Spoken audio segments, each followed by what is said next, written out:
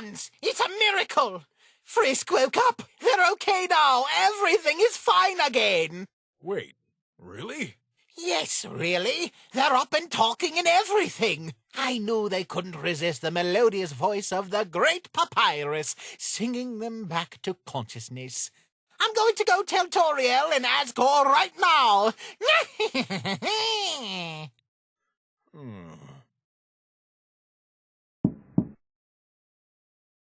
Kid, wow, you are awake. You about scared us all to death there. Where am I? You're home now, kid. Remember? Home? Well, that is interesting.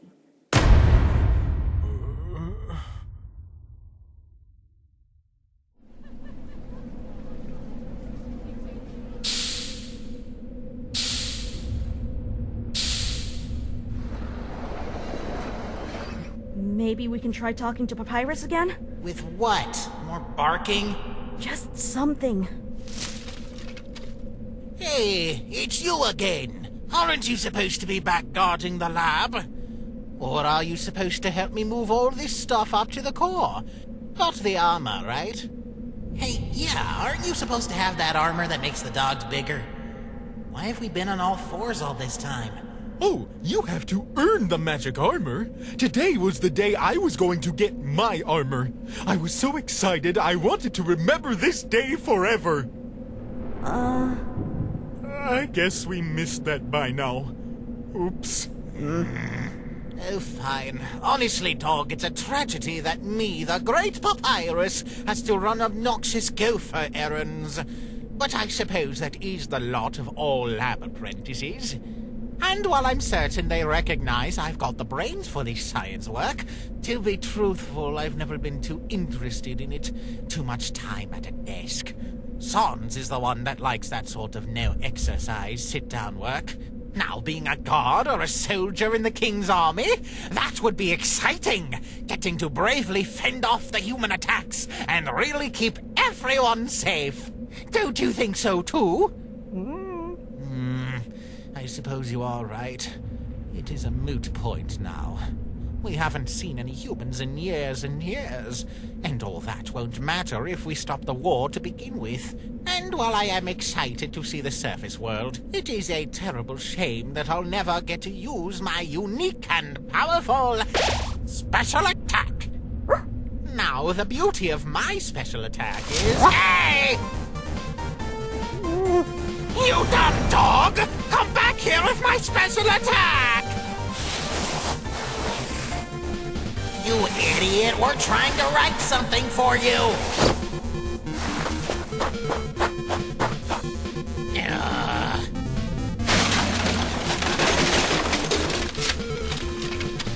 Little menace! That bone does not belong to you! Honestly, what has gotten into you? Oh, I know you're just a dog and you can't help yourself when it comes to bones. Especially one as nice as my special attack. I suppose I overreacted. I guess I am just anxious about this next experiment. There's something that's been bothering me for a while now, but I just can't quite put my phalange on it. Hey, bro. I thought you would have gotten all that stuff up at the core by now. I would have been there and back already, but this mysterious mutt intercepted me and then attempted to make off with my special attack. Hey, pup. There you are. We were looking all over the lab for you. I gotta say, I'm real curious about that trick you pulled. Well, since you are here now, can you actually help me haul all these things up to the core?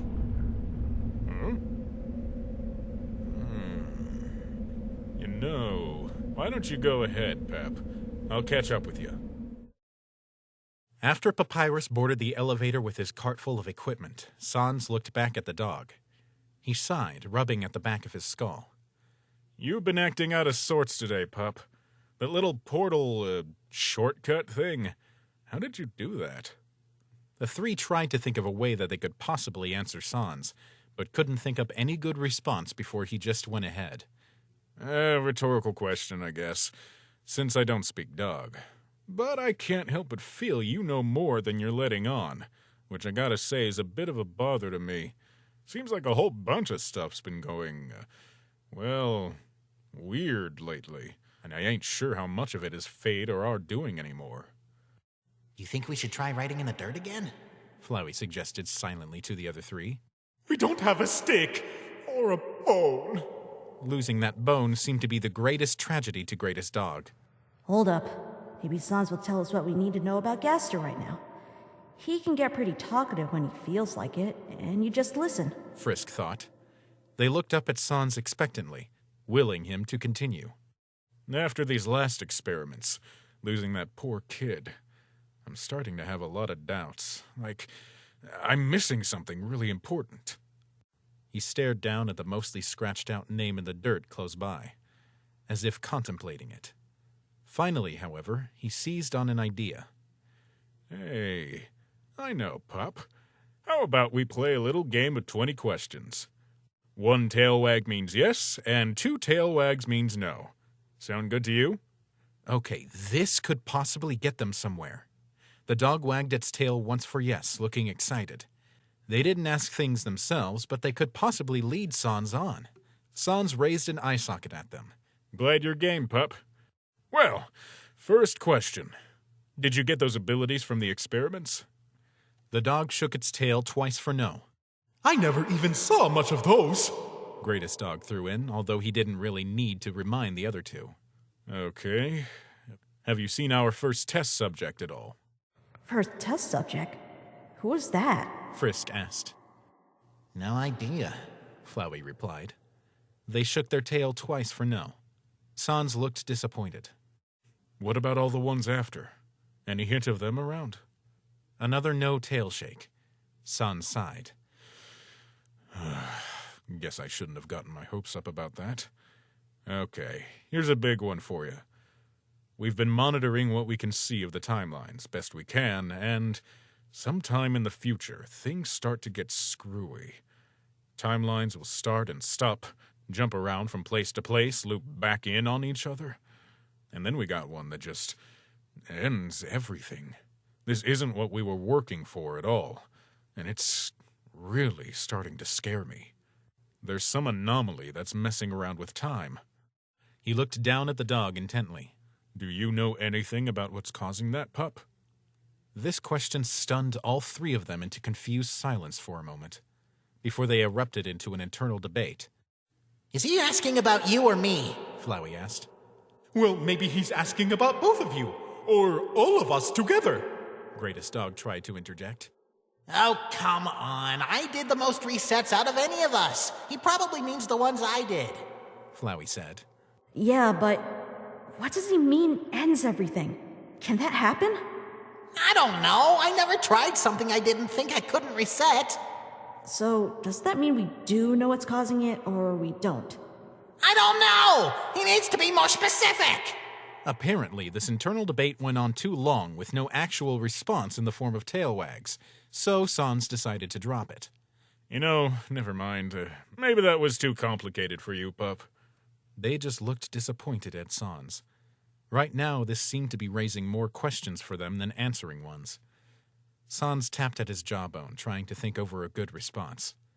Okay, I got one. Maybe 2 for you. With all these things you seem capable of doing, do you know what'll happen in the future? This question they could actually answer in the affirmative. The dog wagged its tail yes. If Sans had eyebrows, they definitely would have gone up now. As it was, he just looked very interested and leaned a little closer. Then I do have one more. In the future, does everything turn out okay? The dog hesitated here for a moment, unsure what answer to give. After all, there was the future ahead of Sans that they did know, and then there was the future ahead of them that they could only guess at now. What was the correct way to answer? Just when it seemed like they couldn't put it off any further, they all silently worked out a response, and gave Sans one tail wag. Sans leaned back and gave a little sigh of relief. He smiled down at the dog. In that way, you could tell that his smile was genuine. Thanks, pup. I don't know if you're right or not, but I think that's just what I needed to hear. Before they could react further, Sans then headed off in the direction of the elevator that Papyrus had used earlier. He gave them a smile as he left. I guess this means that I really better get back to work. This machine ain't gonna power itself after all. Whatever you're up to, I'm sure I'll be seeing you around soon, pup. The dog glanced back down at the scratched-out name in the dirt as Sans made his exit. So after all of that, they still didn't have any more info on where Gaster actually was. And if anything, it sounded like they just made Sans more dedicated to getting the time machine project running. Do you think that maybe we should have answered differently? Greatest Dog thought to the other two. Frisk looked ahead with determination. I think it just means we need to really make sure that the future does turn out all right. Frisk, oh Frisk, we were all so scared. We did not know if you were ever going to wake up. Well, I did. I cannot believe that you would try something that dangerous, whatever you were doing. Sorry, guess I was just trying to help. Oh, I know. That is just how you are. I'm just so relieved that you are all right. But you are still grounded for 2 weeks. Oh, I see. Wait, you woke up. Where's Flowey? Where's Endogene's missing soul? Weren't they with you? I don't know what happened to them. But you promised that you would bring back Endogene's soul. I don't understand. You tried this whole deal of taking a soul from the amalgam because of what I told you, didn't you? And now you don't even know what happened to it? All I remember is a lot of darkness. It took me a while to find my way back. I guess the others are still lost in wherever we were. Then Endogeny still isn't safe to go home. They still can't see their families. How am I supposed to explain that to them? I think we will have to work out something for the amalgam later. It is just important that Frisk is back with us now. I guess you don't have to worry about that flower anymore. Frisk, I'd actually like to keep taking care of this flower, if that's okay with you. I don't want to let this work go to waste, and, well, I'm sentimental. Frisk, was that flower your friend? You were the one who insisted that we go all the way back up Mount Epic to get him. You were the one always defending him when he was rude or rowdy. Asgore has been working hard to keep his body alive, knowing he was so important to you. If he truly is missing, I do not understand your response. I'm sorry, I'm just still trying to process this.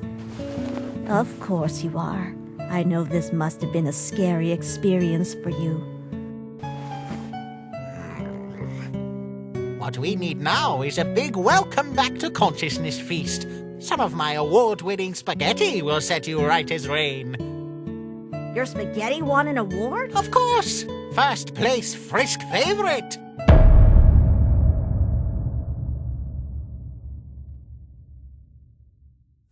With still not much information out of Sans on where Gaster was, Time Dog took to searching more of the underground for him.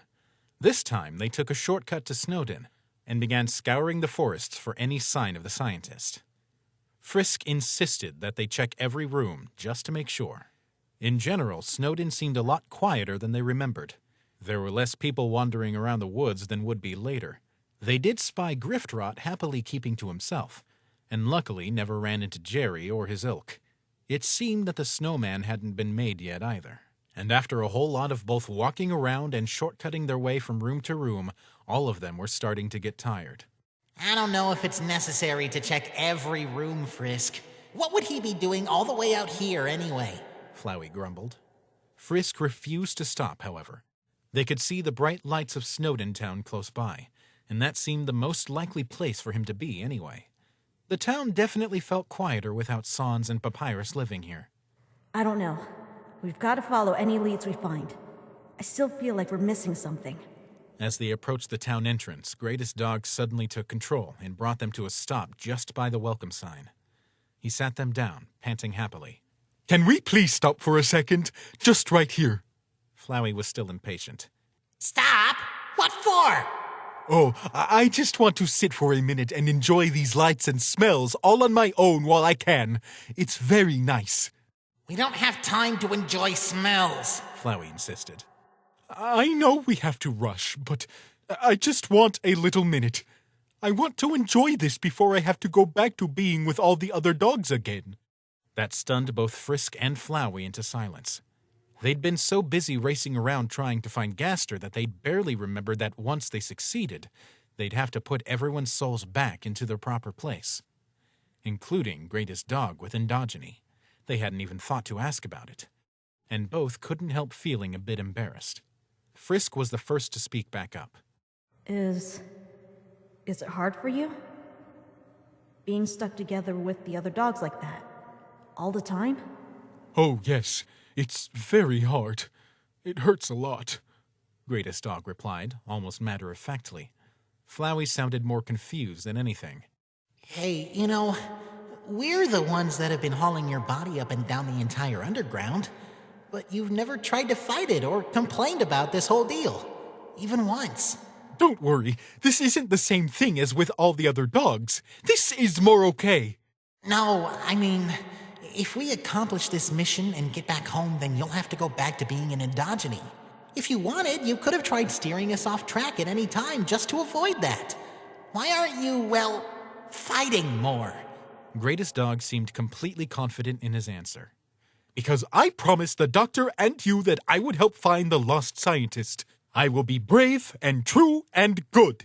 There's nothing in the whole world better than being a good dog, and not many dogs get a chance at it. The dog wagged his tail a bit at the thought. So, I will help the scientist and everyone get home. I will be a good dog. The doctor will be proud of me, and when I'm back with everyone again, they'll all know what we did, and we'll be brave and good together, forever. He looked out at the dimly lit town with fondness. But I want a little minute to be me, if that is okay. Suddenly, rushing in to look for Gaster didn't seem that important to any of them after all. So they sat and watched the town ahead for a little while, quiet in the freshly fallen snow. They recognized the restaurant that everyone frequented, but the name over it read Smokely's instead of Grillby's. Two bear monsters, looking to be cubs and both in striped shirts, tossed snowballs at each other from behind a couple of trees. A hippo-looking monster stepped out of the library, a pile of books in her arms. Close by the inn and the shop, two snowdrakes met up, one with a pair of dorky square glasses that Frisk thought they recognized. He presented the other with a bicycle, and must have made some joke about it as the other snowdrake giggled at him. The dog was right. For just a minute, it was nice to stop and watch. Frisk sighed. You really are the greatest dog.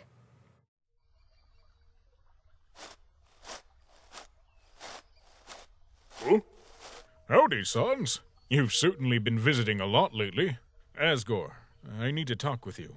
Of course. What do you need? I wanted to warn you. There's something really wrong. Frisk is... What's wrong with Frisk? It's not Frisk. I know it looks like them and sounds like them, but it's not them. It's something else. Golly, what on earth do you mean, Sans? That doesn't make any sense. Just trust me, I know. Whoever the other person is that's in Frisk, they could really hurt someone. Everyone in this house is in danger. Frisk? Hurting people? I don't believe it. How do you know this? It's kind of complicated to explain. I just know. I'm sorry, Sans, but I don't think any of us is in the best state to judge Frisk's behavior so harshly right now. Never mind.